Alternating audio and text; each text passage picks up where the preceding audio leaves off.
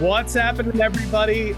My name is Josh Zorhoff, and I am a counselor and a pastor, and you're listening to the Chaplaincy on the Go podcast. This podcast is brought to you by the Fearless Family of Churches, and I'm excited for the conversation today because we have a guest with us.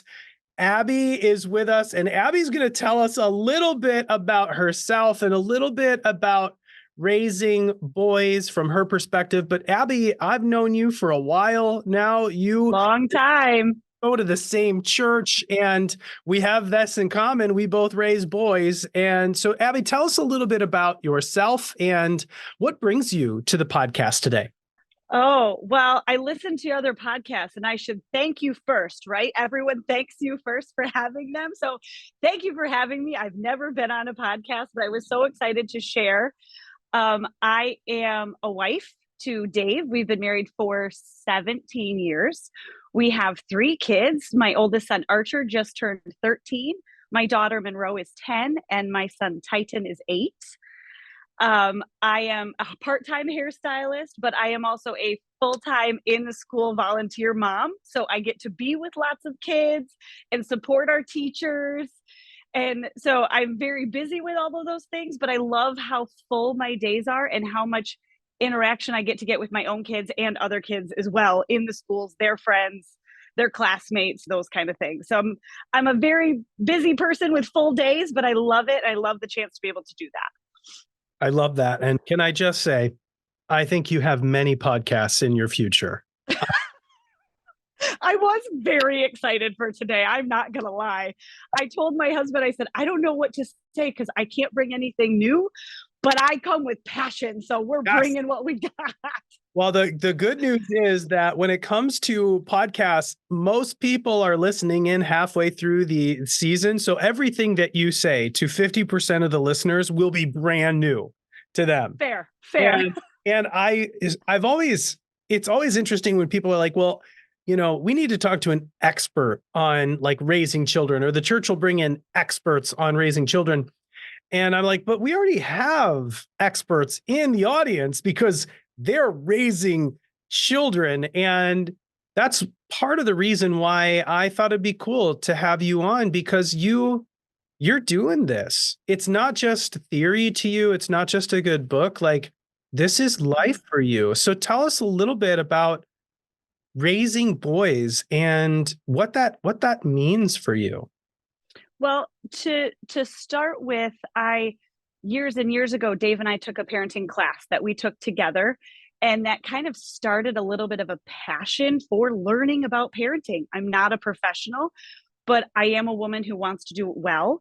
So we've taken a lot of parenting classes. I've read a lot of parenting books. And so when I got to this book, Raising Emotionally Strong Boys, it was reiterating a lot of things that we had already learned. And so it was beautiful I listened to the book. I'm not a big reader. I'm a listener. And so when I listened to the book, I could picture interactions I had with my boys. And I didn't have brothers growing up for most of my life. I got brothers later in life. So some of these boy things I learned that, oh, that's just normal boy things.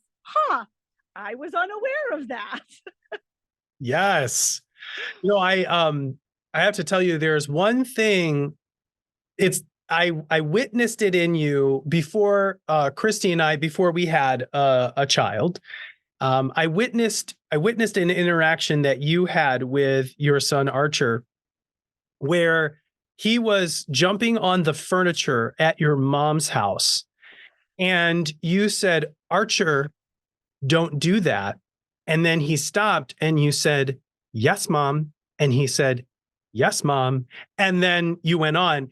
And I can't tell you, like, that is vivid in my mind of, from an early age, the importance of, when I say something to you, I'd like to hear you say that you heard me.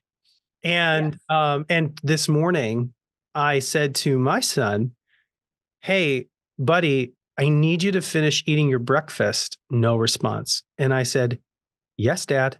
And he said, "Yes, Dad." And like, then we were able to move on. So I want you to know, like, I deeply appreciated that moment.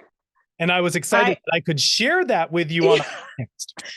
Thank you. That means so much to me. I will give credit. We did the Growing Kids God's Way class when Archer was little. And so a lot of our tactics, I can't say I've come up with any of them on my own, but I've taken what I think applies to our Dave and I. We have taken what we think applies to us, and we've taken the good and we've just implemented it into our parenting. And we are big, both of us are type A and kind of proactive rather than reactive people. And so we kind of laid out our here's what we believe, here's what we think we're going to do. And we've kind of just followed it all the way through. Love that. There's a couple of things before we get into the brass tacks or the details that about what you just said that I think are really important for parents. First of all, you're going to read a lot of stuff. You're going to hear a lot of stuff. You're going to learn a lot of stuff.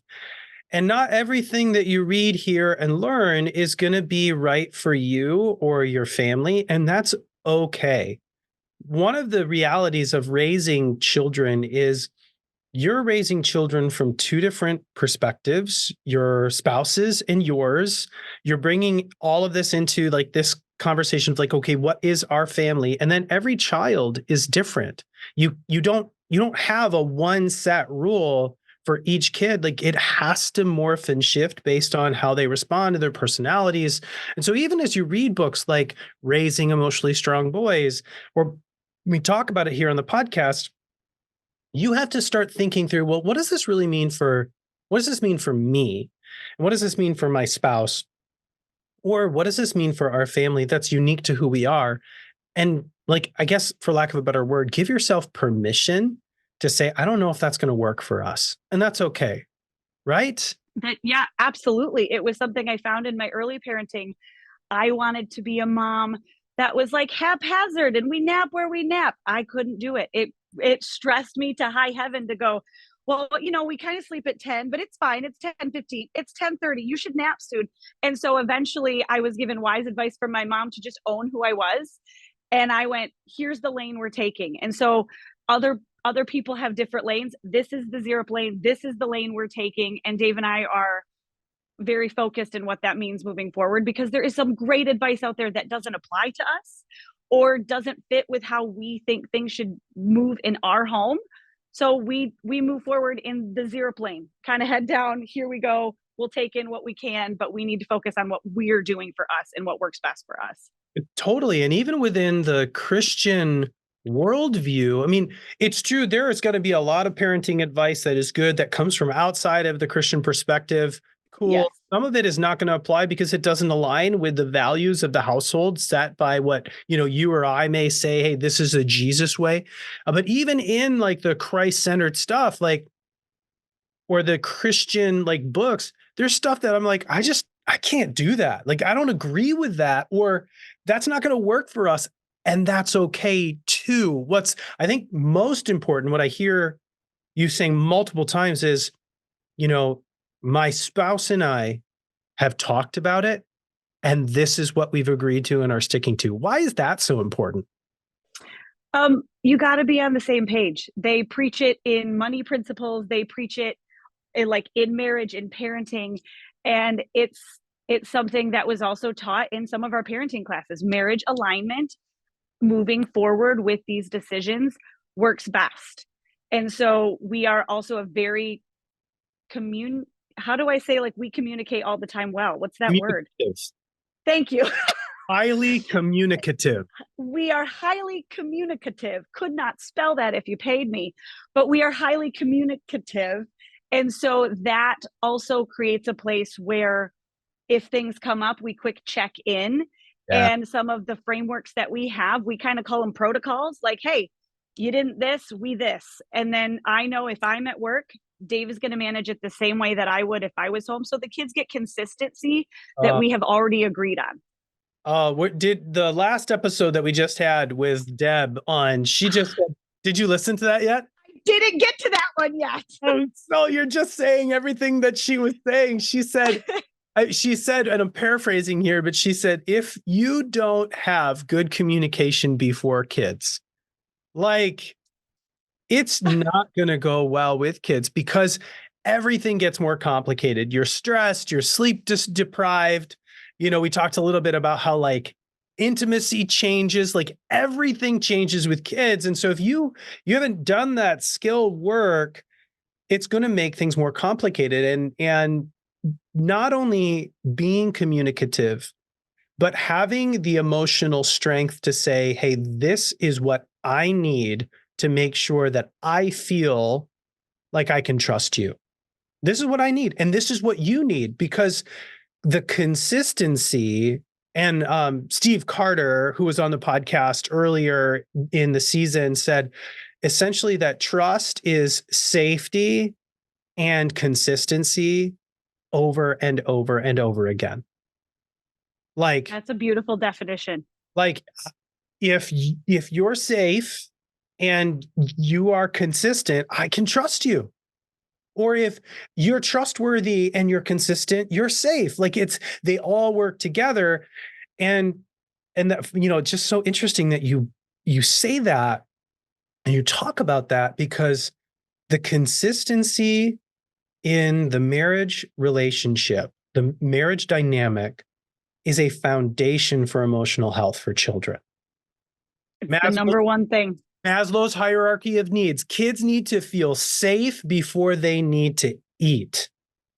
And so that's the number one thing there. Someone explained to me, like, when you're good at your marriage, you'll be that much better as a family. And so making sure that was our top priority, and knowing mom and dad love each other and you guys are great, but mom and dad were a family first. And then we added you guys to it. You are not the center of this world. We added you to the world we had, and we couldn't wait for you to join us in it. Yeah, I mean, it's one of those things where it's like, if mom and dad are talking, it's okay to look at the kids and say, hey, mommy and daddy are talking. And you can wait. What? Just that one figure, like my kids put their hand on my leg or my arm or something, and they're just supposed to stand there and they are not allowed to interrupt. And I will even put my hand on their hand. I see you, but you may not interrupt yet. And then sometimes we both kind of stare at the child like, we see it's important, but we see you don't need to interrupt. So we try to, wrap it up more quickly. But it's a consistency thing. We also consistently do that. Right. Oh, I love that. This is my passion, Josh. I love talking about this stuff. So it makes me so happy. Thank you for having me again. I feel like you should start a podcast. This is exactly, because part of it is, I think, you're saying a lot of things that people are on. The struggle is real. Like mom, like the struggle is real. Or dad, like, yes, I hear you. And I recognize you in this moment. You are not the center of the universe. Why is that so important for kids to hear? Because it's life. That happens in life. Like, is it a little bit of like, you're special and you're not that special? I mean, I will honor you and I will hear what you have to say, because what you have to say is important. But what I'm doing is important. There's a lot of times where I'll be doing something and my kids, and I'm like, nope, just a minute. I need to finish what I'm doing in my brain, because maybe I'm texting a client from work. Maybe I'm doing an email to a teacher. Those also require a lot of brain power, and I can't be doing those two things at once. Yeah. And I hope that my kids take that into their parenting and say, hang on, I want to help. Just give me 2 minutes to finish what I'm doing, so that they can do something well, rather than haphazardly doing a bunch of things. Focus on one thing, do it well, and then move to the next. Well, I think not just in their parenting, but let's just take that a little further into life.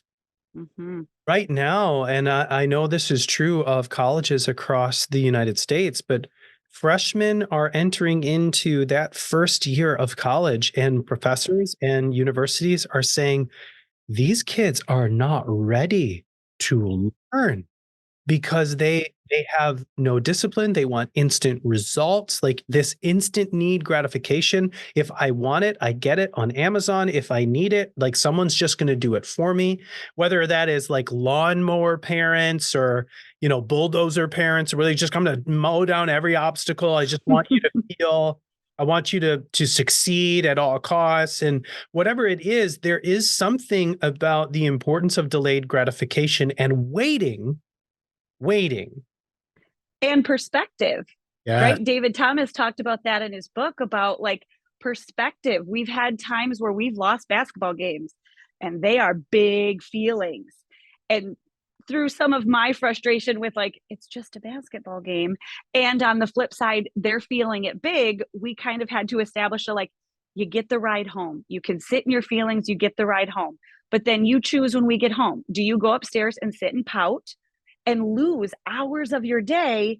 Or do you just kind of accept it, have a shift of attitude and kind of say that was a big bummer, but I'm ready to move on with my day. So the perspective of, do I want a loss to handle, like control me for an hour or 4 hours? That's your perspective and how you can choose what you get to do. I love that. In fact, for parents who are listening, I'm taking that one with me. Like, you get the ride home. You get the ride home. Uninterrupted. No, you don't have to talk about it. Your No. siblings will leave you alone. You get the ride home. Big deal. I understand you need some time. I dignify the time. And when we get home and we walk through that door, then it's your choice. And if you want to pout, cool. Just recognize that's your day. Like, you can pout, but we're not, mom's not going to be an anchor, and I'm not going to let you drag me down with you. I'm going to do the things that I think are helpful for me. Yeah. You can go to your room and make that choice for you. And we learned that by doing. Yeah. Right. I was in the car. I was frustrated that we were so sad and like dragging the emotion. And I'm not competitive. So it's just kind of like, eh. But on the flip side, it was a big deal. And so we had an example where he sat in his room for like 2 hours. And I finally went and said, I love you. And I think this is a terrible way to spend a day. Your buddies are outside playing basketball. So if you can shake your attitude and just kind of move on, I think you'll feel better if you go play. And sure enough, he went to go play, came back, and we were able to go, oh yeah, remember how that happened and how we felt better once we kind of controlled our emotions and moved on. And so we've pulled from that example a few times, but honoring the sad and then saying, okay, but in perspective, it's not going to ruin our day, so let's keep going. That is so good. That is so good, and I think so helpful, because otherwise, what's the alternative? Yeah. Sad and mopey and everybody's on eggshells all day and no one knows how to handle it.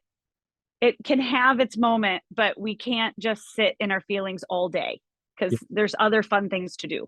Because it's different than it's different than a loss of a game if you're talking about the loss of a loved one, and perspective matters. Like, so Christy she was gone in Pennsylvania for a teacher's conference. And so she was gone from Saturday to Wednesday. Okay. And for the week leading up, and I'm sure, you can have context to this. Pike he was sad, and he actually told her multiple times, like, I don't want you to leave. I don't want you to leave. And, it's like kind of twist the knife a little bit. But again, we feel the feels in the Zorhoff family. We embrace those feelings. And then after she left, he had a couple of moments where he was just sad. And one of the things that he loves in this season is Lego. And so we got some Lego kits, and I'm like, dude, I know that when you do Lego, you feel better. So here's your Lego. Like, we can do this. And then every once in a while throughout the week, I'm like, hey, how you doing? Are you sad? Yeah, I'm sad. And like, do you miss mommy? Yeah, I miss mommy. Like, just enough of that. But I wasn't going to have a 24-hour, hey, suck it up, buttercup. Like, it's Nope. different. Okay, mom is not there. Dad doesn't snuggle the same way mom does, and dad doesn't do things. Did you burn the toast or make something wrong? No. When I left, Dave did not do good ponytails, and it was a big cry fest. And I had to tell my girl, sis, he's doing the best he can. I'll be home in 2 days. Your lumpy ponytails will be okay. Gonna be all right. I'm trying to think if I did anything. There were a couple of times where he's like, oh, mommy lets me. And I'm like, well, I'm not mommy, And she also said I can be in charge. So I'm going to do it this way. You're not the boss of you. But we didn't have any of these major pieces, but it's different. It's different when mom's not there. And I get that. And I have to get that. And yet if like mom's away for a couple of hours, we don't get to like throw a pity party. Mm. There's just I'm a fun lover. There's fun things to do. Let's find something fun to do. We can go fill this with things that are going to fill us up Yeah. more quickly. Yeah. I love that. What else from the raising boys kind of journey stood out to you from the book, things that were affirming to you? What were some takeaways, for that? I had like I said, I listened to it. So I wasn't able to take notes in the moment, but one of the quotes that I remembered and that brought a story to mind for actually both of my boys, was that boys have the same emotions as girls, but half the words. And that really stuck with me. I am married to a man that has maybe a third of the words I do. So I know this theory well, but we had it this summer. Archer was expressing an interest to play more baseball. Mom, I just want to play more baseball. And I in my mom planning was like, what does that mean? When are tryouts? We have to get a travel team. What are the travel teams? I got to look on Facebook. And I suddenly panicked because I was like, I haven't planned for this. And he really had this, like, I just want to play baseball. And so he was getting frustrated and there was some hands clamped on the counter and I was frustrated. And Dave walked in and very graciously was like, hold the phone, catch me up. Because I said, there is a disconnect here and I can't find it. And it was kind of Archer's lack of words that he had. And so to his credit, and I think some of the things that kind of was reaffirmed in the book of what we have been teaching our kids, he never left the hard. He literally stopped and breathed a few times. He didn't call me names. He didn't run away. He didn't slam a door. And he just stayed in that confrontation. And I remember saying to him, thank you for staying with me. I understand I am frustrating at the moment. I am also frustrated, but thank you for staying here. I wanted to honor the work he was doing at trying to work through it. But truthfully, I don't know if we would have gotten there had Dave not walked in. Right. But Right. he was able to say, like, I don't care what it is. I just want to play more baseball. And so Dave stepped up as a wonderful partner that he is. And he said, I'll do some research. And then because he's an engineer, he made a spreadsheet with 7 different team options and when the tryouts were and how much they cost. And so I'm great. I have a great teammate that helps me in that. But Yes. I wanted to honor Archer for the fact that he stood there and it was heated and it got a little loud, but he never raised his voice past a yelling at me. It Mm. was just a frustration. And he didn't have the words to say, I'm frustrated. I'm overwhelmed. I'm having a hard time explaining what I want you to hear. But in a 12-year-old mind at the time, he at least did the work to stay in it. And Oh, I thought it was a beautiful presentation as I was reading that, boys have the same amount of emotions, but half the words. I just saw that whole interaction happening. oh, that is so important. I think even when you have the word, it's not only like, hey, do I have the words, but can I use them in this moment to describe how I'm feeling? Which we actually had a specific with Titan. He's 8 and we're working on spelling words every week, just spelling out those words. And my kids learn in Spanish, so often I can't even say them right. So they're tricky. And we had been working with him to start writing spelling words in the top corner of the paper, not in the dead center, not randomly on a line, because I'm a type A. I was like, top corner, buddy, top corner. And we had really been hammering that.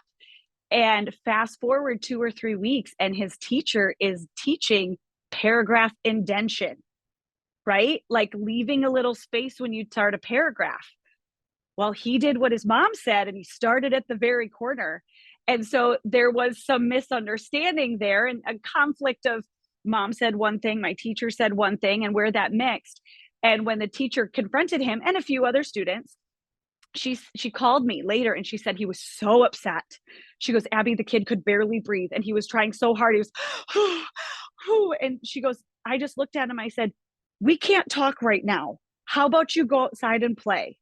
And so he did. And she goes, Abby, I apologize. I didn't have time to tend to it before the end of the day. And so Titan had told me about it. And I talked to the teacher later and we explained the confrontation where the indention was. Yeah. And she said, to his credit, he was trying so hard to calm down and he knew he couldn't get there. And he goes, I can't talk yet. And so just helping himself de-escalate, he went to go Oh, play, and she was a fantastic helper in helping through that. But just again, he didn't punch, he didn't scream, he didn't lose his mind. He didn't even have words. He knew he had big emotions, and all he could do was breathe. yep. And so that's what he took. Oh, Which, to your credit, Josh, you taught breathing one time at a church parenting talk. I don't remember when, but you had said, and something that always stuck with me is that when a child goes to bed and their stress level is like an 8, they start the next day at an 8, and 100%. you only escalate. And so we've really always tried to kind of de-escalate by the end of the day, Yep. but also then immediately started implementing, because I have a girl as well, and she is a big feeler, and just breathing Yep. 10, 20 breaths just to take it down so that we can articulate. And so there are times where teachers are like, she stood there breathing a while, but she knows no one can understand you. Like, that's not communication. No, That's just floundering. So take 10 breaths, calm down, and then let's address this. man, it's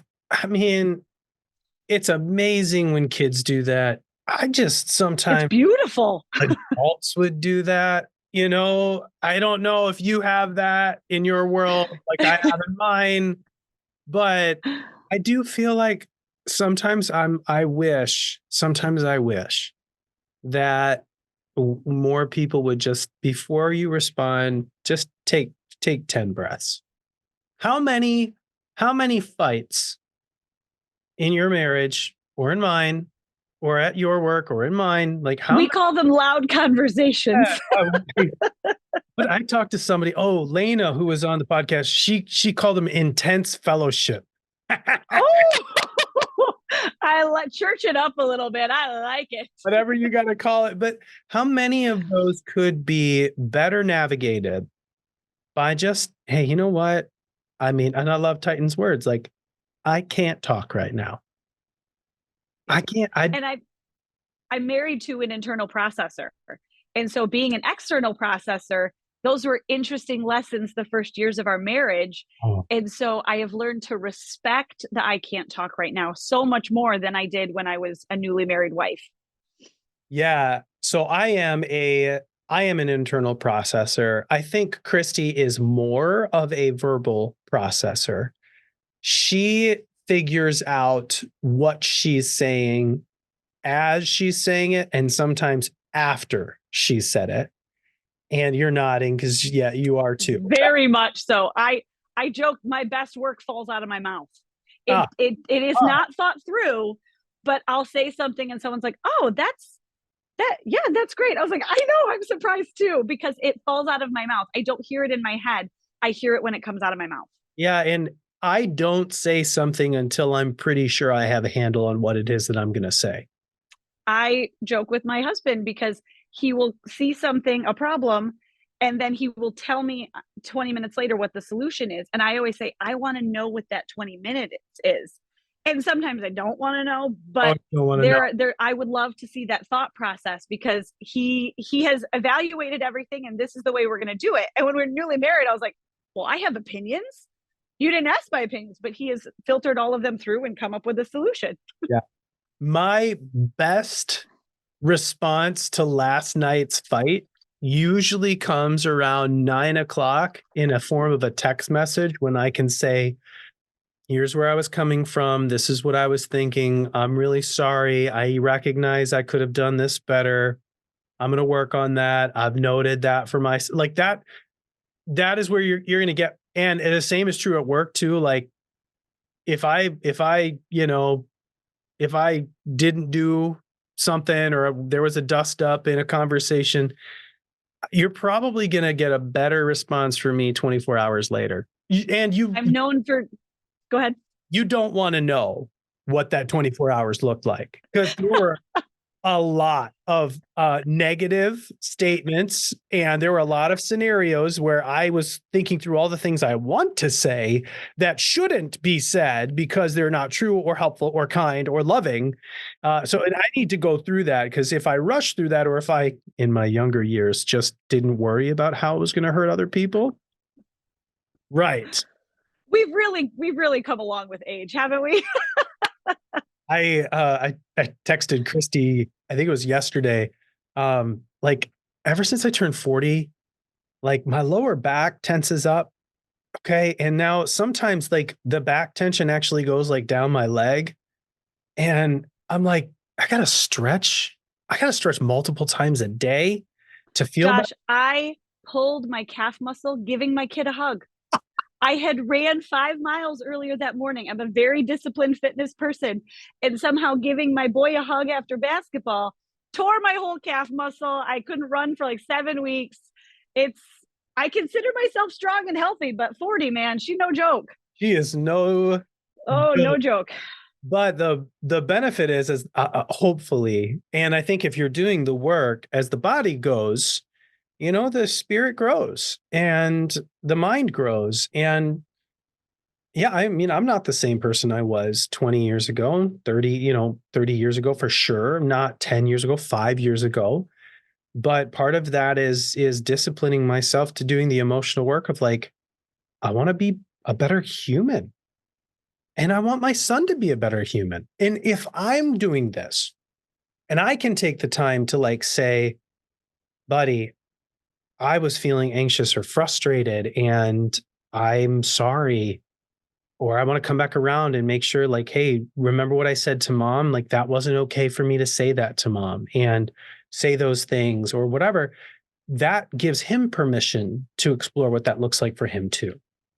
It's so important to ask our kids for forgiveness Mm. and see it. Like, I think I listen on the Dak Shepard podcast that they talk about like you fight in front of your kids, but you make up privately. And so your kids don't get to see those conversations. And sometimes it's appropriate, sometimes it's not. But having, every family has a car trip that parents have big emotions on and need to apologize, but making sure we do it in the car on that car trip, not once we get to the hotel, I'm sorry, I love you, I was wrong, and the kid's not seeing it. So actively asking them for forgiveness when we screw up and making sure that we apologize and work it through with our spouse in front of them, I I think is so important. I think if because you have the recognize, regulate, recover, but I also think there's that repair piece. Mm-hmm. And if there was damage done because of a fight or an emotional moment, then the kids need to see that reparation too. They need to see the forgiveness. That's how it's modeled. In marriage and in parental me to my kids. 100%. 100%. And I'll tell you, I apologize way more to Pike than he apologizes to me. And I think that's fair, Yep. honestly, because most of the time I'm in the wrong. Most of the time I'm reacting. But we've had some beautiful moments with him where he's done something, we haven't reacted, we've taken it. Well, last night, Christy had gotten home from Pennsylvania. We were tired. I mean, I was single dad mode for what, 4 Oof. months, and that's just with one child. So I recognize there are parents who do that with more. But let's just say the house was not in better condition than when Christy left. Okay. And I love Okay. her, and I told her that. I said, I, You lowered her expectations before she got home. I'm like, listen, I did all the laundry, but I didn't fold it. And I cleaned the kitchen multiple times, but it doesn't look like it. And I could have cleaned last night, but I didn't. I'm just letting you know ahead of time. Mm-hmm. And so there's stuff all over, the table, and Mike sits down and he spilled a glass of water, which it was water, not milk. Thank the Lord. And I went and I got up. I didn't say anything. I just got up, got a towel, cleaned it up, sat back down, and he said, "Sorry, Dad." I'm like, "Yeah." no problem, dude. Just like really. And Yep. I think back on that, it's like, well, okay, I could have reacted and I was tired and crabby and that could have been a hot mess and all the things, but why? But in how much value is an apology when you apologize from a place of power, right? Like you as the parent, a place of power offering Correct. a an apology and saying, I was wrong. How can I make this better? How can I repair? Or I always like restore. Like Yes. repair, I think like just fix it enough. Whereas Yes. like restore, like how do we restore this? And that is something we worked on with our kids as well, a little bit differently than in the book. But like when they were little, it was like you do a crime, you sit, and we would just do sits, and they would have to sit on the toilet with their hands folded and just sit there Yep. because there's nothing fun to do in the bathroom. And once they kind of calm themselves down, then we would work through like how do we do forgiveness, and then how do we restore. Yep. So it's not just I'm sorry, it's I'm sorry, let me help you fix that. I'm sorry, let me go get that for you. And so just kind of doing an act that shows some repentance, like not just I'm sorry, but Yep. I think when kids hear it from adults and coming from a place of power, like when I apologized to one of my son's friends recently for something that was very small and insignificant, but I took a minute and said, hey, I saw that happened. I'm really sorry. I wasn't paying attention. And he looked at me and he goes, it's fine. I said, I know, but I wanted you to know that I feel bad and that I'll do better next time. And he just looked at me, and Yep. it was very sweet and insignificant. But at the same point, we have always just do better next time. You don't have to be perfect. Just do better next time. Improve something. You're going to make mistakes. You're going to be upset. Just try to learn and build with what you can. So just you do better next time. Not perfect, not even great sometimes, but just better. Yeah. Just work harder to be better. And that sounds a lot like, David Thomas's thought of like, hey, practice makes progress. Not Mm-hmm. perfect. And because you're Mm-hmm. not going to get it perfect. And what is Nope. perfect? Like whose definition of perfection are we going after? And I think all of those are just really, really important realities when Yeah. you're talking about raising boys. Yep. And I mean, like I said, I didn't have brothers for Mm. most of my life. I got brothers later, but it was just so interesting to see boys in a very comfortable setting because a lot of my friends didn't have brothers. So seeing some of their emotions that they work through in the private setting of our home has been so fun for me to learn and just try to honor that and be like, okay, yep, let's work through to just be better. Yes, Not great, not perfect, but that better. I love it.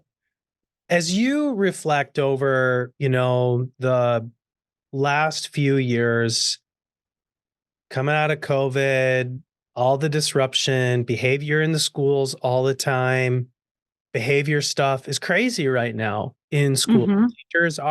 Teachers are struggling with that. What are some observations and thoughts that you have for parents listening of just, hey, if I could share just a couple of thoughts from what I see in the school and from just my own perspective of raising boys, what would be some helpful things for parents to consider in this season? That's I think a lot of it for me comes back to consistency. Mm. And I hear it a lot in lots of people and in teachers and in schools. But when we say, hey, get your shoes on, okay? And we're waiting for them to agree with us. And I've always led from the we're putting our shoes on, yes, mom, like you've mentioned earlier. And so just that consistency and clear communication. I've read lots of books about middle school boys and things and just kind of letting them have their moment, but not rushing it. And so when I look at younger kids, I just think consistency, consistency, consistency. And pick your consistency. It doesn't have to be my consistency, but pick your consistency. Love that. And then with older boys, just really a little bit kind of holding space for them to be in this weird, awkward puberty middle school stage that I look at my son and go, oh gosh, and I roll my eyes. But I go, everybody's been in this stage and you deserve to have support in this stage as well. So Totally. I don't know if that answers your question well, but it's just offering space for them to be and have a consistent framework for them to live in and yet work through their emotions. Yes. So one, the consistency thing is key.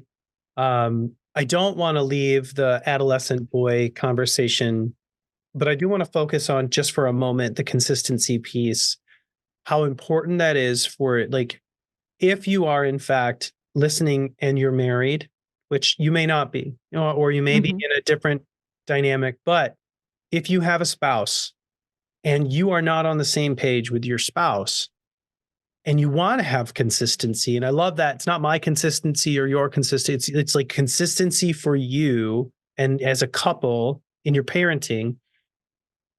Abby, how do people get on the same page? Like what conversations need to happen? Oh, um, I can't say that Dave and I ever had a sit down parenting framework conversation because a lot of that came from the different classes we've taken and the books that we've read. But it's it's maybe consistency is formed from communication. Mm, There was a time when our kids were really little and Dave, I came home from work from something and Dave was like, I hauled around and spanked that one. And I didn't work through the protocol, as we called them, of doing a sit on the toilet and talking about it and working through that. And he goes, and I felt terrible. mm, But he communicated that to me. And so then we took that moment and said, okay, what could we have done better? What could we do this? How do we do better moving forward? And so just taking the examples that you have, because you're not going to get them all right, oh, and taking those examples and then talking through them at the end, not go, oh, good, we survived that one. No, pull back, examine, breathe. go on a date, quick, ride together to go pick up a kid from somewhere and do the self work of sitting in that, like, that was not my best moment. Yes. How do we communicate well to create that consistency for next time? Yeah. Because I mean, for me, I mean, with 3 kids, there's a next time all the time. Yes. Somebody else is going to do something similar. Yeah. And so making sure that you talk through different confrontations with great communication helps build your consistency because you don't know where you need to be consistent until it's blatantly pointed out to you. Hey, this didn't go well. Bells and alarms, like the dashboard that David Thomas talks about, like there's an alarm here. And Yeah. so if you address it when it says low tire pressure and you address it and you fix it in that moment, you'll never get to flat tire on the side of the road. Yes. Yeah. Or we're just burning through gas all the time because we don't have enough Yep. pressure. Yeah, Yep. totally. Yep. Um I think that's so important. So if you want consistency in your parenting, it's really got to be formed by the communication. And in that respect, that means you have to have time to talk. And if you have to schedule that, if you have to be impromptu and go on a drive together, but make sure you have that debrief. And if you're not doing that, then chances are you're just expecting things to go badly again the next time. Well, lack of action, right? Like is going to create the same result. Yep. Yep. If nothing changes, nothing changes. Correct. So that I think that's really important. I love that. I think with you said something about, yeah, hey, it's middle school and we've all been there. We've all been middle schoolers before. I'm reminded of something I read years ago. A man cannot remember what it was like to be a boy, even when the man has been the boy himself. And it is true that when we go through the middle school years, there is for all of us a little bit of a black fog where I've heard it referred to as that middle school years. I was at a conference somewhere and a woman was saying the boys in the fog and she just kind of referenced 13 to 17 and she kept saying like mamas don't you worry they come out they but do. you won't see them. You'll They, hear grumbling and you will smell them but you won't see them. And yes, so as we enter the fog I want to honor that fog phase that we're headed into. yes, and I want to just it is different for girls. So Christy can remember virtually everything in late middle school and high school. I remember so many things. And my husband and I went to high school together and middle school together. So there's so many things I reference. And he's like, I don't remember that. And I You always joke, remember you nothing. don't know what you wore. You don't even know what you wore yesterday. This is not a good gauge. You don't even know what clothes you wore yesterday.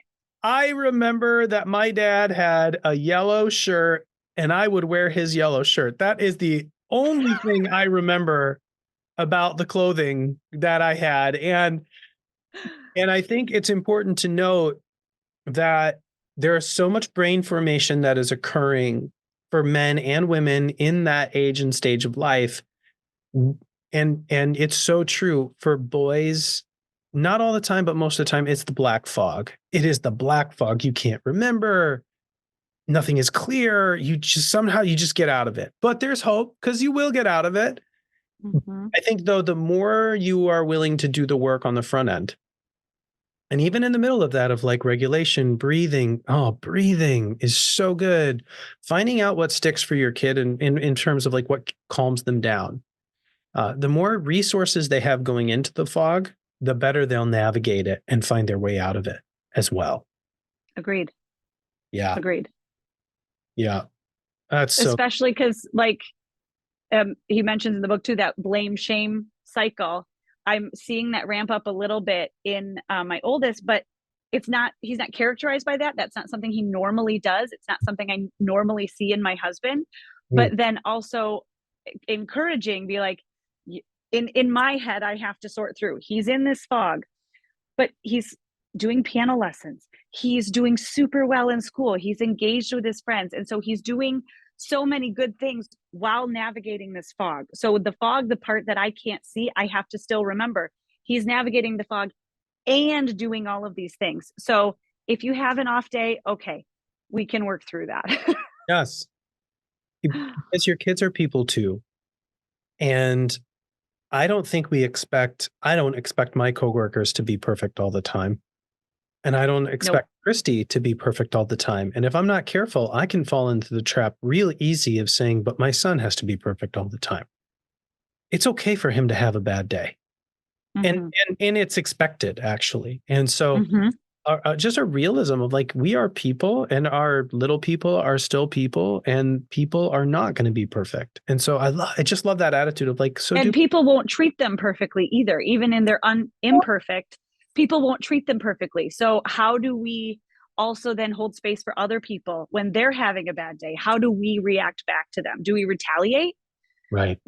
We offer a little grace and say, not their best day. Right. It's okay. It's not their best day. But you know what? We love them. We care for them. And I'm sure it'll be better tomorrow. I'm thinking of like a basketball spat in my front yard.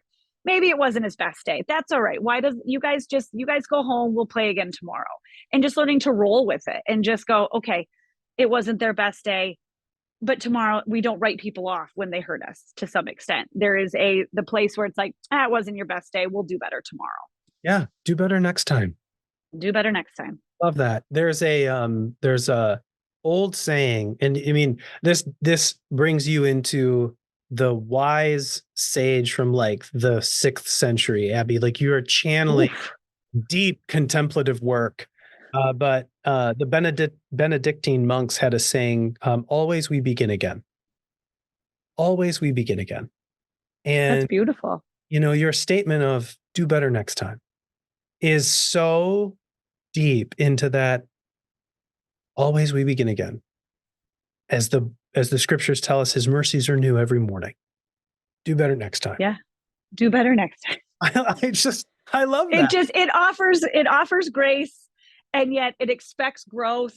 Yes. It's a great catch-all. Just do better next time. That is the name of your podcast, the Grace and Growth Podcast. Oh, don't tease me. I love to talk. Oh, the Grace and Growth Podcast. I love it. I'm telling you, folks, you heard it here. If Abby starts a podcast, it's because she came up with it. Right there. Podcast. My first time ever today. Like I've enjoyed this. This is very fun. But you hit my passion, so I can talk about this all day long. It's so good. Well, unfortunately, I have another appointment in a little bit. Otherwise, I would keep talking about it. I would say I got to go to conferences and hear about my kids at school. So let's. I love it. Abby, just last words from you. Oh, I said to a friend when I was out running this week, I said, because of the structure and the consistencies that Dave and I have in place, I was so worried I would come on here and feel like I have it all together. Mm-hmm. And I don't. There is so many failings that I have that Dave has, but I did want to honor the work that I've done Mm. I mean, the parenting classes, the books. I've gone to parenting classes at other churches. I've done other moms groups. And so it is something that when you work at, because it's a weird thing, right? It's not a paying job. There's no way to gauge like I'm worth this much because I've done these things. Yeah. But doing the work in whatever your lane is for you, what your family needs, maybe you really have to focus on this one thing or the other thing, but doing the work produces good fruit. Mm. Dave and I were just on vacation with the kids for a week, and I looked at him in the elevator and I said, we worked so hard when they were little, and this has been beautiful. Mm. And so, like, I've done the work, I've done the things, and, you know, I'm not perfect. My kids aren't perfect. My marriage isn't perfect, but I am an adamant proponent of doing the work because anybody can be a parent. It's really hard to be a good parent. Anybody can just be a parent, but to be a good parent is hard work, and doing that work in whatever situation you need is always worth it. So I think, for parents listening, do better next time is it's okay. Do better next time is okay. Do the hard work and celebrate the hard work. It is okay to look at each other and say, "Hey, we crushed that. Like, we could do better next time, but that was pretty good." And Mm-hmm. and that's okay too. And if there's one thing I think that is lacking in marriages, especially marriage with children, it is the celebrating the wins of parenting with your spouse. High five in the kitchen, man. That goes a long way. 5, and to say, "You are a good mom. You are a good dad." Yeah, high five that. So good. So good. Well, Abby, what a treat to I have love you it. on. And if you're listening in and you want to get in touch with Abby, because she's cool to know, I will be happy to send you her way. You can send an email to fearlesschaplaincy.org or chaplaincy@fearlessfollower.org. You can find us on the website or in an email. If you'd like to talk about parenting or emotional health stuff or raising strong boys in your organization, whether that's a business or a nonprofit, we'd be happy to do that. Happy to connect in some way.